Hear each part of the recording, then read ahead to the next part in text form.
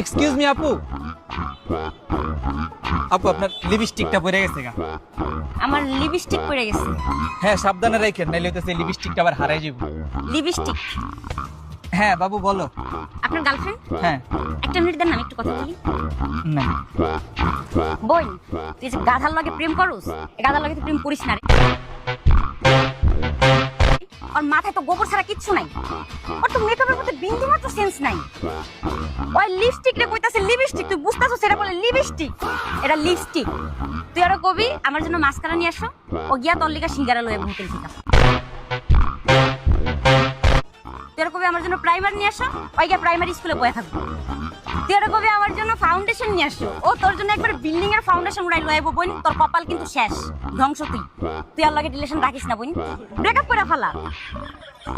আচ্ছা ঠিক আছে, ঠিক আছে।